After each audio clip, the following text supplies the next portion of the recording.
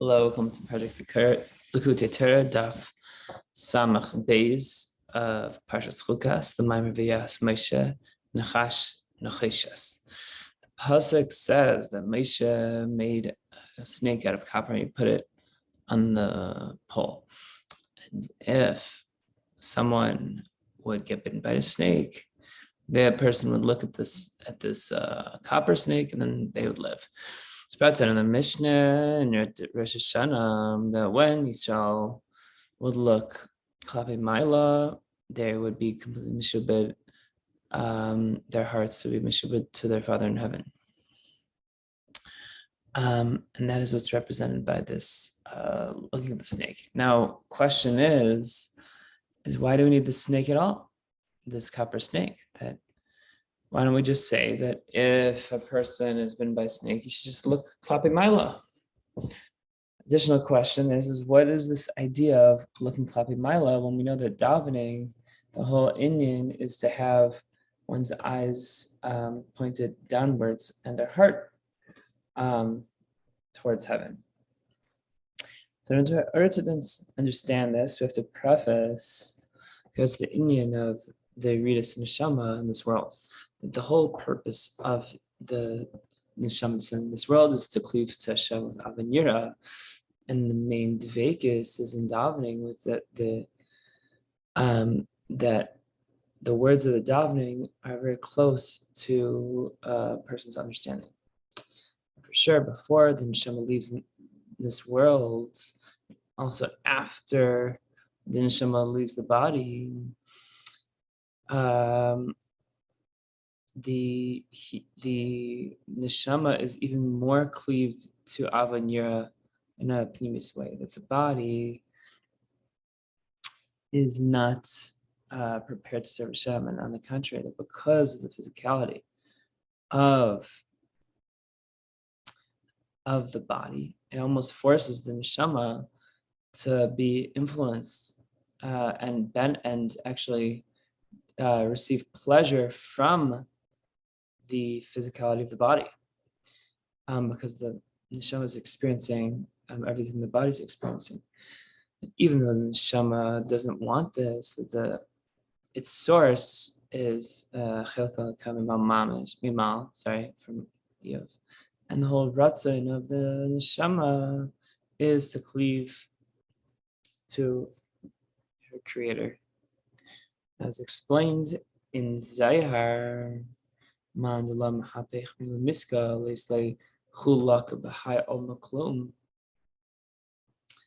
whole purpose of man is the whole reason why man was created was for the sake of transforming bitterness to sweetness, transforming this bitter physicality to spirituality. And the Bais Rishon, they wouldn't daven at all. And even by Sheni, they didn't daven the same length of davening that we do. The Anshe Chesed Gedela enacted a short davening, a short tefillah. And for sure, all their Vaida was only a way to transform the bitterness to sweetness. The inyan is that the idea of sweetening these judgment and severities and judgments in their source, that all the evil judgments Rahman al-Islam come about in this world, their source their source enlivens them, enlivens the person. That the true source of all of these evil dinim that are affected in the world, they're really sourced in goodness, in good. It's really good. Just like, for example, the mashal of the Zaina with the prince that's brought down, that the Zohar explains on this mashal. The whole will of the Zaina is not to entice the prince, but rather the higher tainug of the Zaina is that that the prince will arouse within himself a greater love for his father, the king, and then he'll overcome his Yetzer Hara and will be able to do the Ratzon of the king and not submit to his desires. So this is what our sages say: that Satan and Pnina l'shem shamayim niskapel. That Satan and Pnina were both what they did was for the sake of heaven. In other place it says, "Nasan einav b'mikdash rishon v'charivai," meaning to say, Kina and jealousy and falling for one's evil inclination can cause the worst things to happen, like the fall of vice versa. And the Indian is that the source of Ra is really good, as it explains in the Zohar, that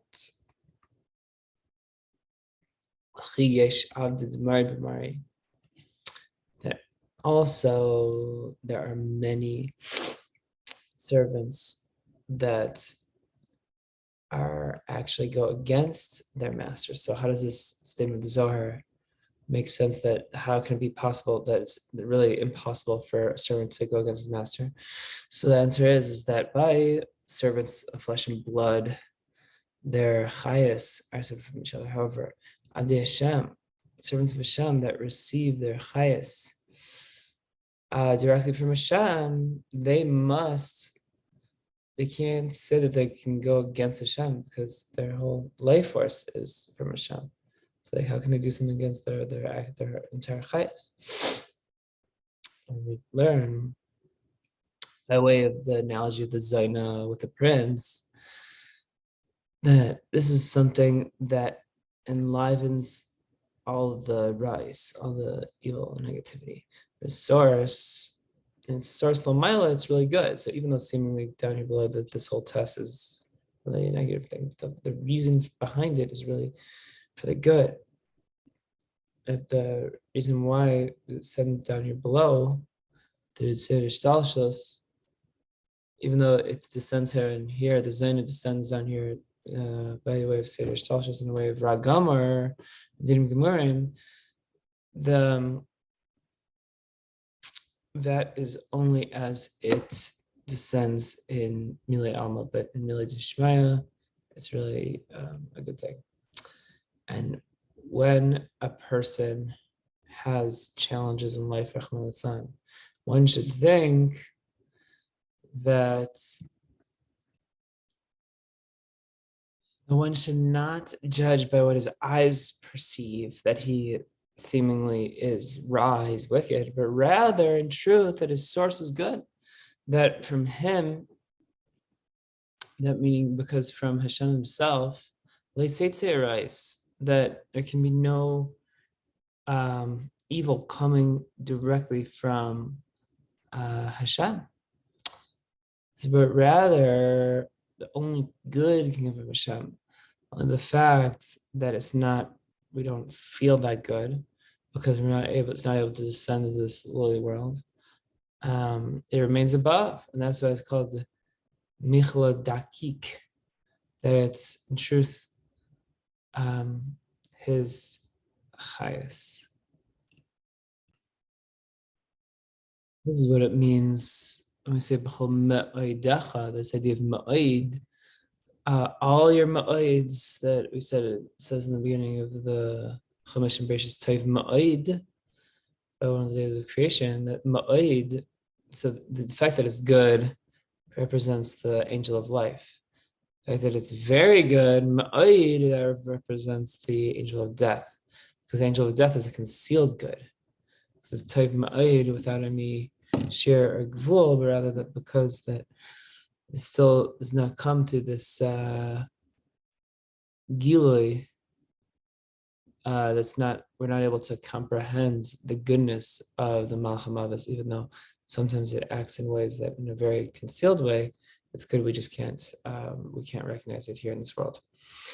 And this is what it means, Yasser Yisranika, as we say in Tehillim, that this is the beginning of Hashem's name, Yud-Kei, that the beginning of the revelation, the Yasur comes in the Yisurim, that in the Yisurim, we don't have this revelation of Hashem to the extent that we can see in a tangible way the goodness within the challenges and the suffering in this world.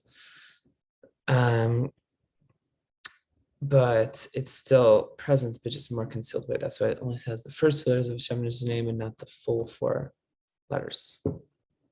That's the inyan. This is the inyan of Nachum Ish Gamzu, that he would say Gamzu L'Taiva, because he would be meditate on the truth. The whole source of Ra, of evil, is really for the good. And he brings the Maila to his source, to a place of ayin, and there he's able to change. He's able to change the course of events. As Rabbi Hanina ben Dosa says, Misha Amr Leshemen v'yad Likkutei, that Rabbi Hanina ben Dosa would be able to tap into the root of the source of the oil or the vinegar and say, no, really, that vinegar, the same God who created the vinegar can also create oil, and so therefore he shouldn't prevent the vinegar from lighting. This is the inyan of tefillah, the whole idea of davening. The body of the person is involved in the davening in this world. The neshama is inside the body. It tolerates a lot of suffering in this world because it's just trying, because it's so much easier for the body to easier for the neshama to just stay in Shemayim but not be in the guf, because it really wants to just cleave to its to the Hashem who formed the neshama, and the guf doesn't allow that to happen. And just like the idea of the Galsa Shechina, that the Shechina is in exile, that forces the Shechina to live also with wicked people. And so too, the neshama is forced to enliven, not just live with the wicked people, but the Galsa Shechina even forces Hashem to actually animate them and cause them to be alive physically. So too, the neshama is forced in a certain sense to animate the body and cause the body to be alive, even though it doesn't want to.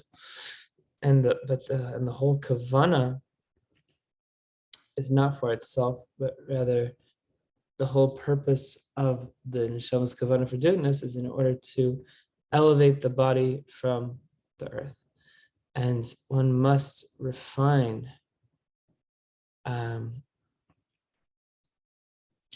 the body, just like a silversmith refines silver, and all of that which there is a mixture of, I guess, good and evil within the body or the soul. One must refine, or in the silver, so to speak, one must refine the silver with the fire, and with a great fire that's much greater than the silver, that's able to remove any impurities. And so too, we need to refine the body from the Yetzer Hara and to bring it to its source, just like the whole reason why the king decided to test this his son with a zayna, as we spoke about earlier. All that which is a mixture of Ra b'Yeser, one needs to separate this through a fire that's much greater in davening to cleave to his creator. Therefore, in Bais Rishon, show that the Ra, there was not a whole lot of Ra. In Bais Rishon, we didn't need, because there wasn't so much evil in Bais Rishon, we didn't need davening so much. We didn't need to have davening bislafis, but rather all the purpose of Ra was to bring the Ra and the Dinim to their source, through the karbanis. And so that was enough. Just by offering the karbanis, we were able to accomplish everything because there wasn't so much ra. However, in Baisheni, that Sheikh Doila needed to establish davening, even though it was relatively short, because there was less, there's a little bit of ra that started to creep in to their avoda in Baisheni. And now today in Galus, where we don't even have any Bais Mikdash, that's why the davening is even longer. It gets longer and longer in order to help refine and remove the evil within us. And similarly, in every generation, one needs to daven with great fiery passion and intensity. And it's not because the generations over time have improved, but rather it's actually the opposite, because we've Yeridas and the ra that's mixed into the people, every generation gets more and more. We have to separate this through the Eish Chazak B'Tefillah, that through this fiery, one must separate the evil that's mixed within the good through a very strong davening, and to refine the evil that is within one's midst, and to bring into its source. Just like the mashal of the prince of the Zaina, that one that thinks about the life, the energy that's brought into the evil, that enlivens it, how it's all of the chayas that comes from evil is really from Akash Baruch Hu, that without Akash Baruch Hu, the evil wouldn't even exist. Akash Baruch Hu enlivens it al derech hanal. If that's the case, in Raklal, there's no ra at all. And similarly, all the Yisurim Binyani Elam Hazeh, all of the affliction in this world, when one thinks about this, is pardu kol palayavin, that all sin and iniquity will be removed. And just like the Indian of Nachamish Gamzu, also all the tzaddikim, the same way that Nachamish Gamzu was able to change the hamshacha from Lamata that appeared in truth, that Lamata's good begashmius, he's able to reveal that. Therefore, he was called Gamzu. Zu is an expression that's musag, it's palpable, it's comprehensible. However, all the tzaddikim, even ones that their machshavas are on this derech, around this derech, it was nishar l'mayla, just like it was at the beginning, bli musag taivahu, without this musag. So essentially what he's saying here is that Nachum Ish Gamzu was able to make it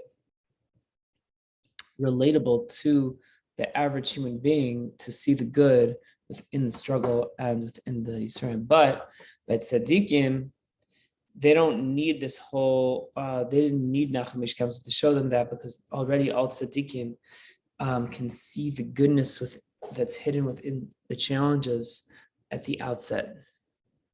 So this is the inyan of Nachash and Chishis, this copper snake, that the whole purpose of the copper snake, what would happen is they put the copper snake on this pole, that it needed it to lift the snake Lamaila in order to people to look kלפי מעלה. That's why the snake was on the top of this pole. Meaning to say, to not think that the snake is something separate, but rather, if that was the case, if the snake was something separate, then it would be actual evil, Ra Mamish, and it would remain Ra. However, when one thinks that the snake, by lifting up the snake on this nace, on this pole, the idea is you're lifting the snake, this copper snake, up to its source. And when the copper snake is up to its source, it's not nifrad from Hashem. It's not separate from Hashem. And so therefore the chayis, the chayis of the snake and through Hashem is expressed in the way of the analogy of the Zaina with the Ben Amelech, as we explained earlier. And if that's the case, in Ra Yerid Mil Mailo, that no evil will descend from above.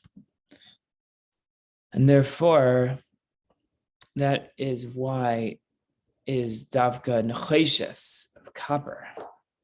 That the whole idea is copper has this unique quality that it can actually has so many different colors and shades to it, depending on how it's treated and what atmosphere it is in.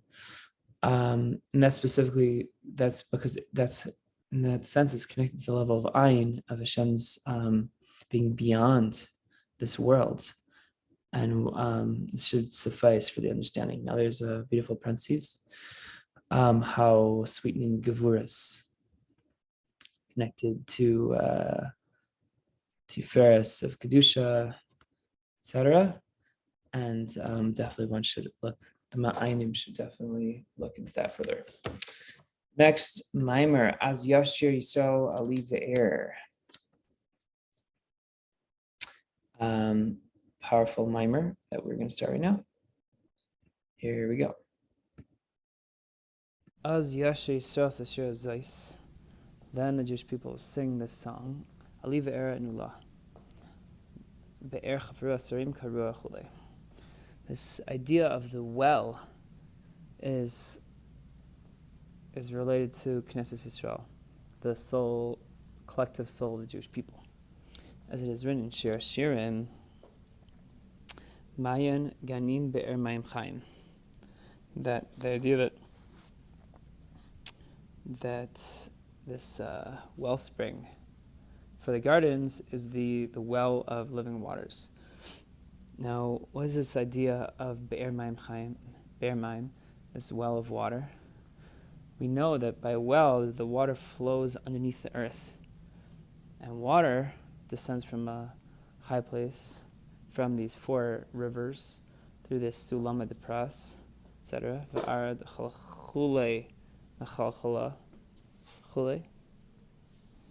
That the earth is entirely porous, and the water descends through these Gidei Haaretz, these channels of porousness in the land, until it becomes the well.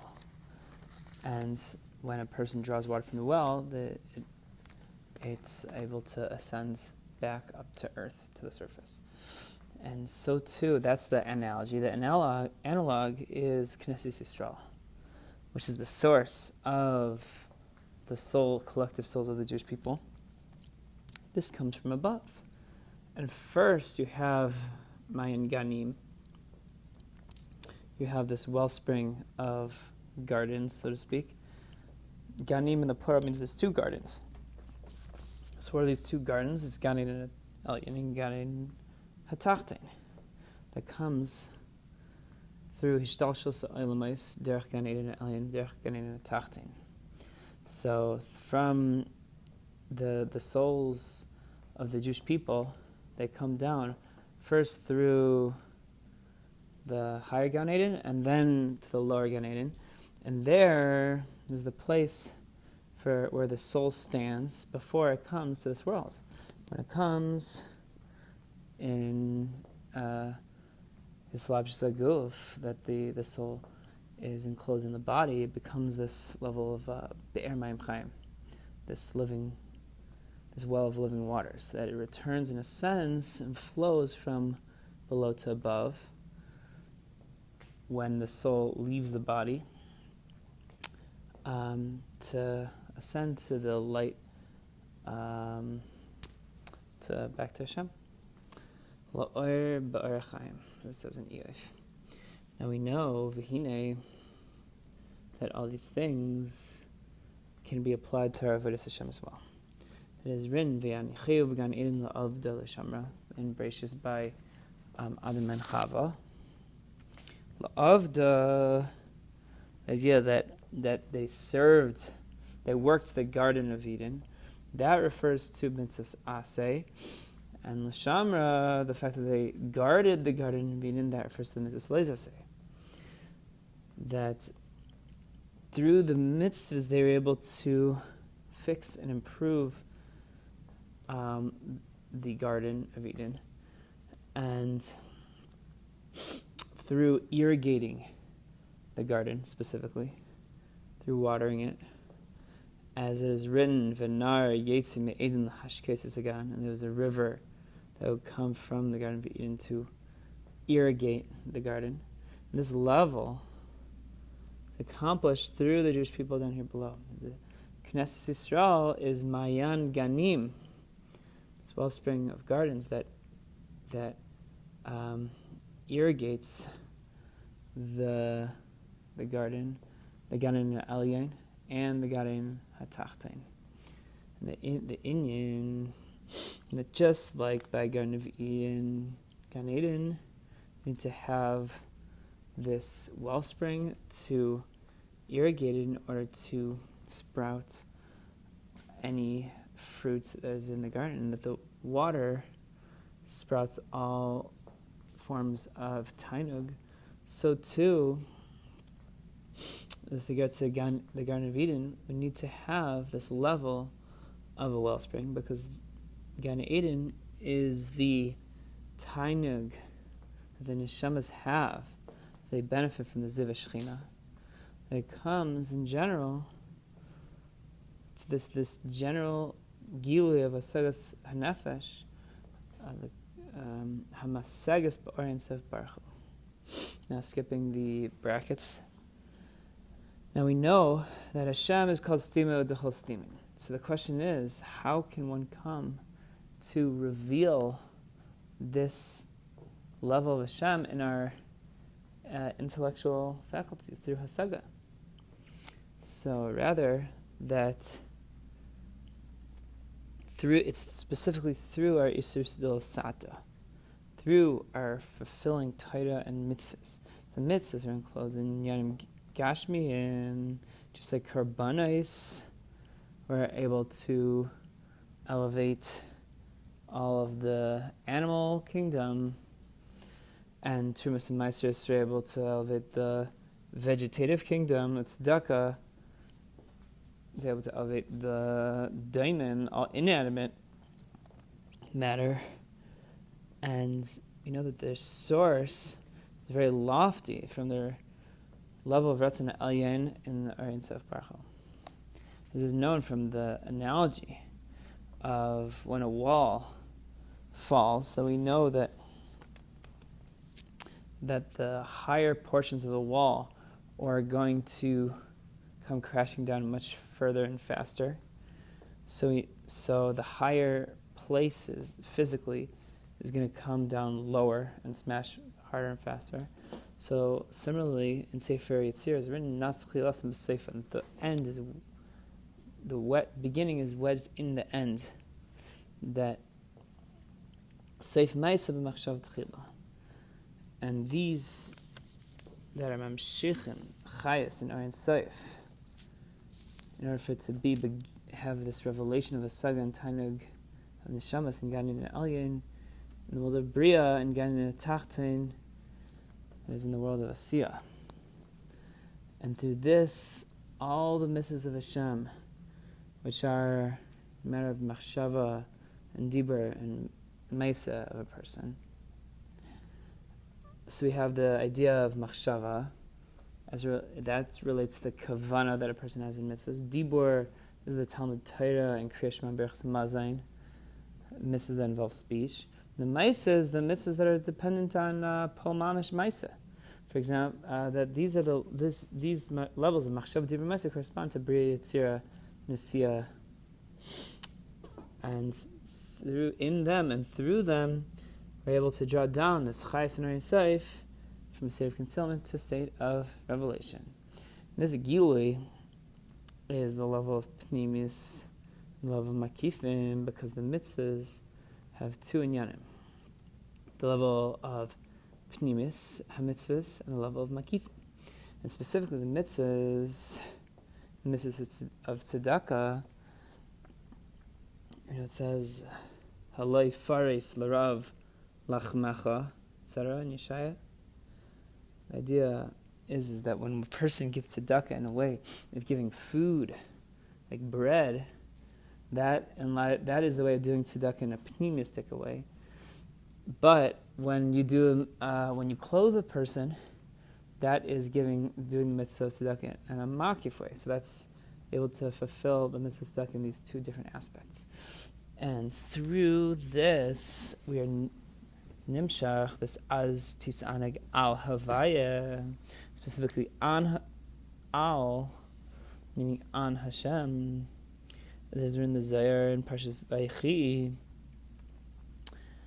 meaning that there should be this, that havaya, which is essentially in this context Orin Sof Baruch, is nitpas and niklat in the sagas of neshamas, in the level of pnimis, until it becomes mitzangais v'nehnais b'chulei. Because the muskal that is nitpas in the sagas adam v'sichlei, the fact that the seichel and the saga is makifim, surrounds the muskal, the item that is being intellectually understood from every side, and the muskal is malubash b'pnimius b'seich toicha. V'rei seichel adam asagasa him l'mayla min muskal. That the Zohar here is explaining that when we say as tis anag al havaya, that the idea of intellectually understanding a concept or an item or whatever needs to be contemplated and understood, there's a certain element that in order to understand something fully, you have to be able to intellectually surround the concept in its entirety, and there's a complete makif, complete surrounding, and from every side of the concept. And this is the inyan of Srafim Aimdim Imaloi, pasuk in Yeshaya, as I explained in another place. And also this level of makif, which is the inyan, as it says, V'yatze kabarak chitzai, there's only like the lightning that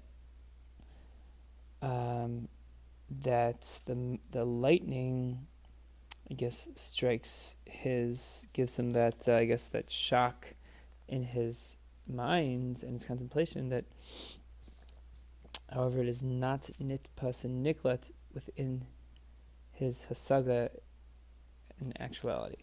This is the whole inyan of Lavusha and Neshama B'Gan that Tzur b'Tzur Achayim K'vayt Havayas Fecho, meaning in order for the Orin Seif Baruch Hu, which is makif over it and close it and surrounds it from every side until it should be included in Orin Seif Mamish, so of B'Tzol Saga, this that says K'vayt Havayas Fecho, after it says Kisira Arem V'Chisisai.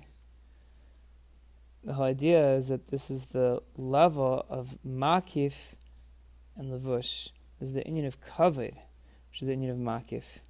Meaning to say that when a person does the mitzvah tzedakah and clothes a person, puts clothing on them, that is the idea of the tzedakah in a makif way, but it also brings kavod, and all these inyanim are connected. Which this is also the inyan of Mayan Ganim, as we explained during the Shir. That Knesset Yisrael is the level of Mayan, which irrigates the gardens. This wellspring that irrigates the gardens in order for them shachav tainig alien from ein safe barchu from a state of concealment to gilui in gan eden alien in gan eden tachtin. This gilui is nimshach also down here below in the soul of man in order so that we have this level of the well that flows from below to above in fulfilling that which it is written in Parshas V'eschan v'havta es eis havaya elekecha b'chol levavcha b'chol nafshecha chulei.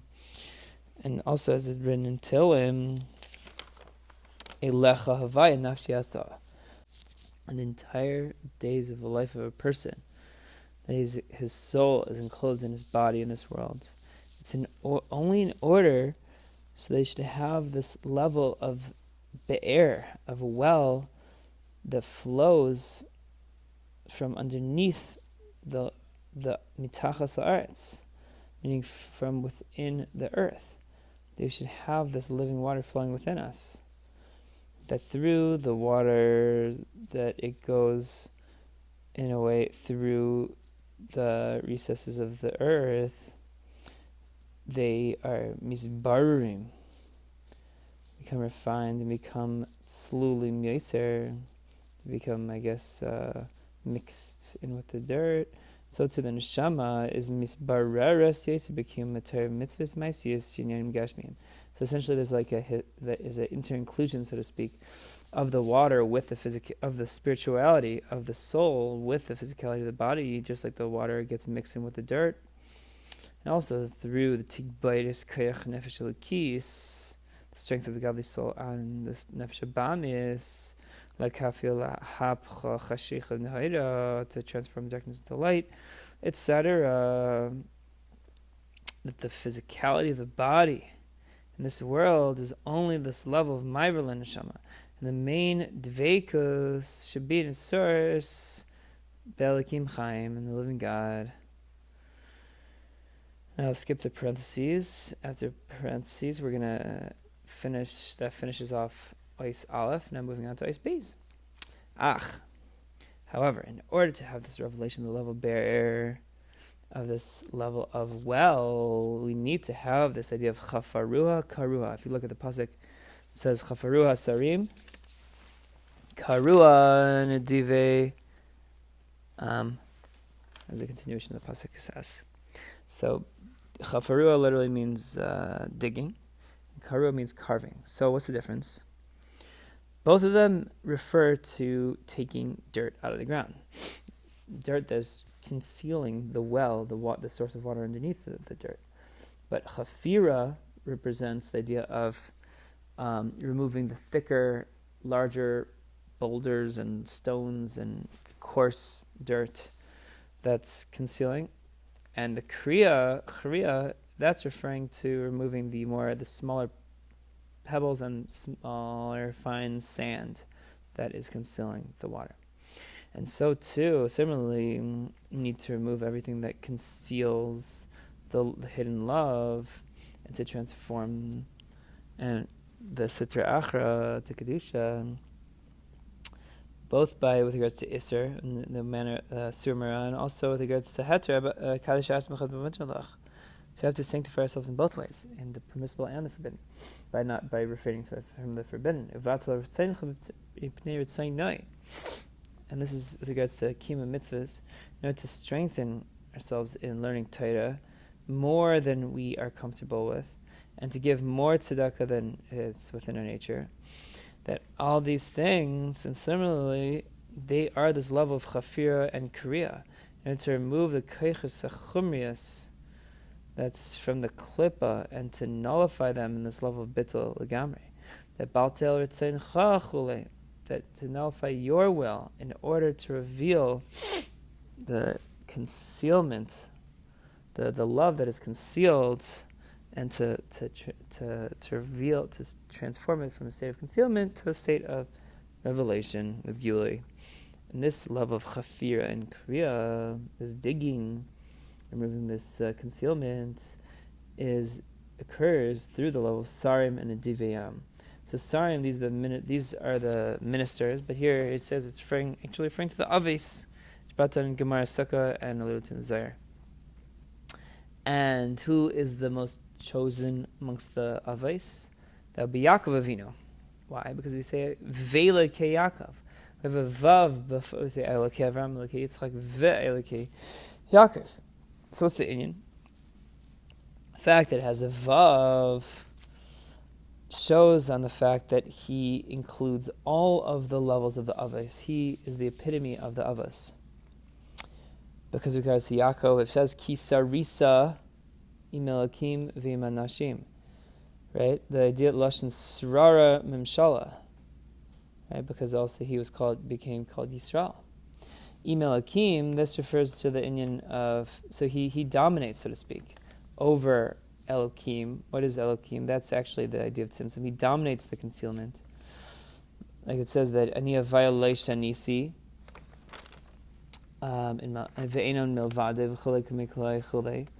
the fact that the world appears that it has its own existence, that's separate from Hashem, that through this level of Shem Elokim, we're able to conceal this revelation of godliness in order to have this world that conceals, and Yaakov's level of a minister and a domineer over this concealment, that shows that he is able to be beyond any concealment and see through the concealments, that when he sees Shem Elokim, that it's all really just Shem Havaya. It's really just godly revelation, and he's able to see the revelation through and within the concealment, and despite the concealment. V'haya vaya li le'elokim. And the fact that Yaakov is Ki sarisa im Elokim v'im anashim, so that means that he actually also dominated the angels. The anashim refers to the angels because the angels that came to Avraham after the bris to have the chanas hasarachim in the Parshas Vayera, it says Vayar v'hinei shleisha anashim nitzavam alav. The angels are referred to anashim. And why were there three of them? Because they each had their own separate shlichus. Because only one malach is able to do. No one angel is able to do two different tasks. So the reason for this is because a malach, an angel, is basically an emissary for a very unique, specific hashpa'ah of influence in the world. And they're a vessel, so to speak, for that. And you can't have one vessel tolerate two different types of contents. So too, you can't have one angel tolerate two different tasks. Because the malachim come from biyah, from biyah tzionasiya, as it says in the pasuk in Parshas, misham yipared. From there they'll separate. He'll separate that every task that an angel is assigned is separate. And with regards to Yaakov, is written Vayasar el Malach Vayuchol, as it says in Hosea, that he was a sar, he was a minister, he was dominating over the angels. And our sages say in Chulin, Gemar Chulin, that Yaakov Neisasar el Malach, he became a minister over the angels, because Yaakov embodies the Torah, as is in Hakoil Koil Yaakov, the voice of Jacob, and that's alluding to the Torah, as in Parshas told us. V'yakim Edus B'Yaakov, another pasuk in Tehillim that alludes to the idea that Edus, that's the Torah, is specifically B'Yaakov, in Yaakov. That on the Torah it says Achas Diber Elokim Shtaim Zu Shomaynu. That within one speech of Hashem, we're able to hear two different things. Regards to Sarsa Dibris. Chapati Shifetz Sela. Mikra Echad Mischalik. But that basically one verse, that when someone says Shamar V'Zachar B'Dibur Echad, that everything is all about being included in Hashem's Achdus, but it's more complex in the sense that there can be multiple tasks for a Jew to have that that doesn't fit this notion of the angels are limited to of only being able to tolerate one task. Now, the attribute of Yaakov is the love of Rachmanis. In regards to this, it says in Yeshaya that Yaakov asher pados Avraham. Yaakov redeemed Avraham. So what does it mean Yaakov redeemed Avraham?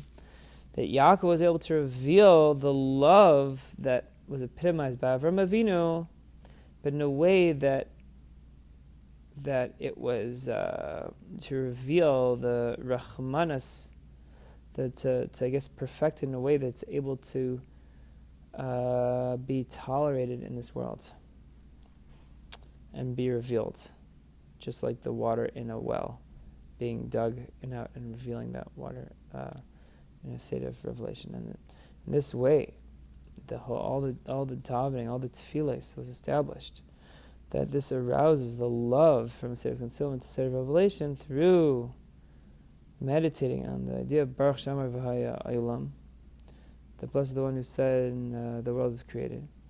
How Sha'amar, that Hashem could say just one word or one command, and the whole world is created. It shows how complex the word of Hashem, that the entire Mamalik Kolamin, the entire Sayiv Kolamin, that all the angels, Barash Gadol Chulei, that the angels are constantly bowing down to Hashem. It doesn't say that they bowed in the past tense. It says in the present tense that they're always constantly bowing to Hashem. And afterwards, we say in the blessings of Krishma, Avrahman Rachim Aleinu, please have mercy on us, because we want to express and epitomize the midah of Yaakov, that the physicality of the body and the world should not conceal Yaakov Avinu. We should have this revelation of love here below as we do above. And that is the end of the daf. And then this year we're going to continue with Eis Gimel with the Mimer in tomorrow's share. Thank you. Have a nice day.